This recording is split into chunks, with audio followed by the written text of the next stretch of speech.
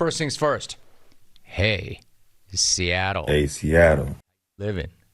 Hey, Seattle. Seattle, how you living? Hey, Seattle. How you living this morning, Seattle? Hey, Seattle.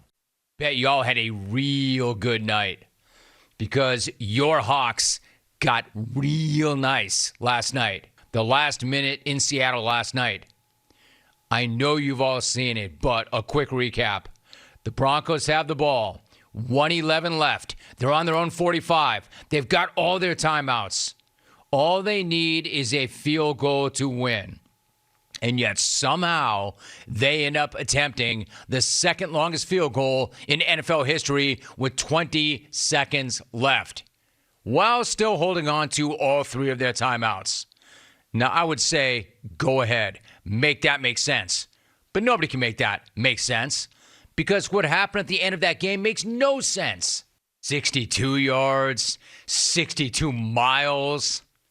I mean, exactly. The thing is, it does not take two pinkies and a Hall of Fame Bronco to figure that one out. That was exactly what every single human being watching that game last night was screaming at their own TVs. We didn't need the pinky cast for that kind of analysis. Hey, Nate Hackett. Hey, Coach Ritt.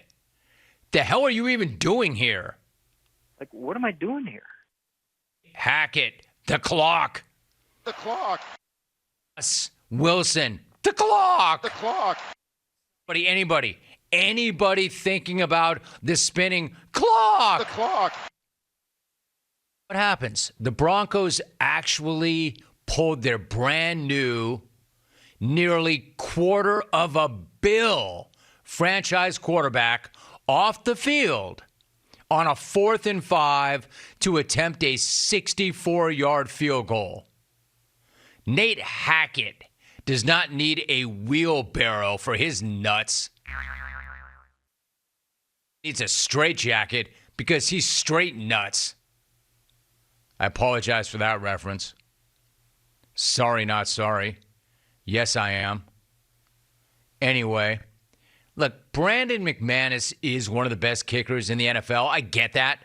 But no, Brandon McManus has never made a field goal longer than 62 yards, even at altitude in Denver. And that's not where he was, and that's not what he was doing. And nobody on that planet was more excited to see McManus running onto the field than the gum murderer himself. Peter Carroll happily poured salt right into that gaping wound within 90 seconds of hitting the podium last night. The gum slayer, quote, wasn't thinking field goal there.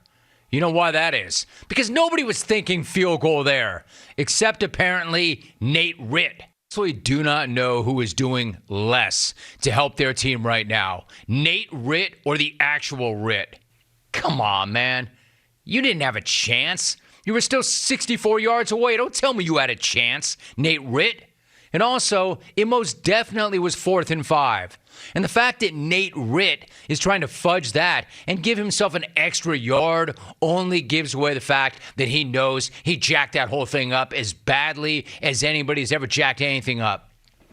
The thing about that final minute was the Broncos only made us forget what a total and complete disaster they were for the first 59 minutes. Remember all these dudes fumbling inside the 5-yard line, actually at the goal line? Our game was like one giant troll job of Russell Wilson. The dude who will never live down that Malcolm Butler Super Bowl INT, and he just had his big Seattle return ruined by handing off on the goal line again. The dude who forced his way out of Seattle because the coaching staff did not trust him enough got yanked right off the field in favor of a 64-yard kick by a coach who, wait for it, did not trust him enough. He had more confidence in his kicker than he did his Hall of Fame quarterback that they mortgaged their entire future for. Hey, listen, I'm not that guy who is chasing the analytics train down the tracks, but it seems to me you have a much better chance of converting on 4th and 5 with one of the best clutch quarterbacks ever than you do asking a kicker as good as he is to make the second longest kick ever. I don't think you need to be a Columbia or Ivy League analytics nerd to know that.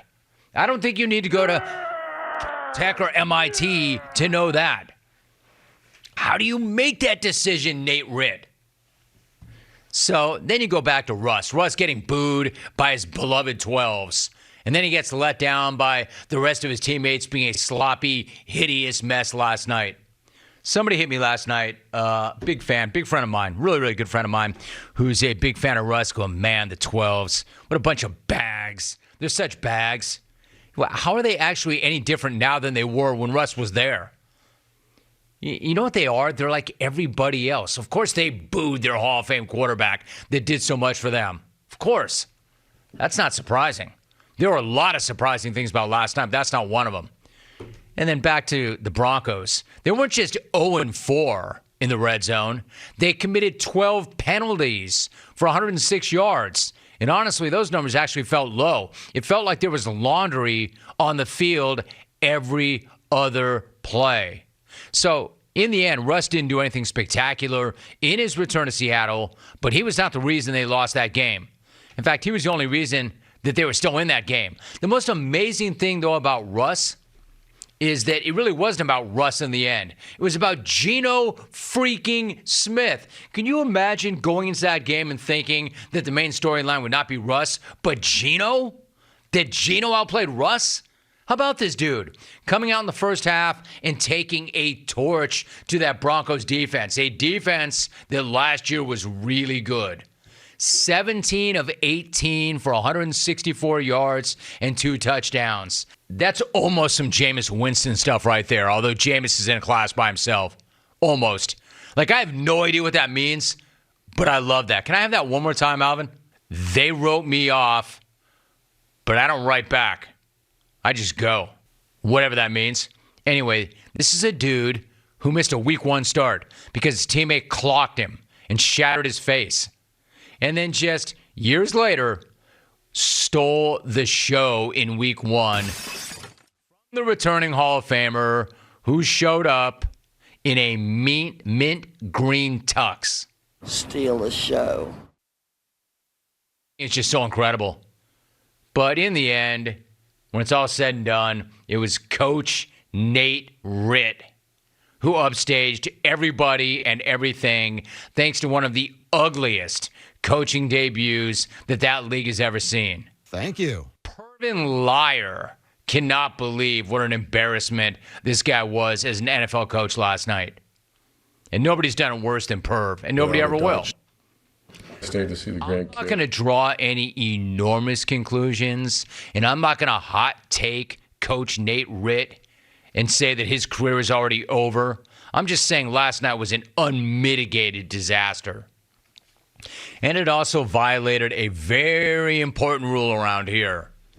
Because if your name is Hackett, you can't make a coaching debut like that. Just like if your name is Scott Pippen, you can't go around stiffing people on tips. Because then you will get glossed no tippin' Pippen, and you'll have clones like Geno in San Antonio yelling your gloss in your face in random public places. No tippin' Pippin! Allegedly, or according to Geno. If your name is Nathaniel Hackett and you debut like that, you're going to get glossed. Nate can't hack it. And you have to know that. So everybody who takes a high-profile coaching job, before you say yes to the offer, remember your last name. Like, hey, Geno, my man Geno, did you see Nomar Garciaparra in that same liquor store that day with Scott Pippen? And did you scream out, hey, Nosmar? No tippin' Pippin! Nosmar! No Hey, Nosmar! Pippin! Hey, way to save your timeouts for the kneel downs. Can't hack it.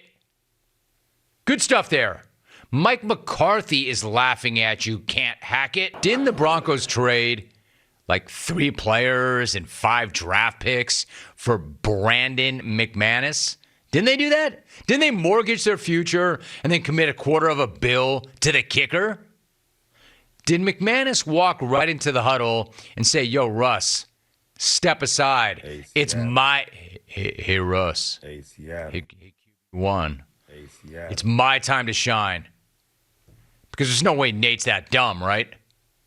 Listen, Russ will be fine. Really bad start, but Russ will be fine. It can't get any worse than that. He's not going to get booed like that in every road game.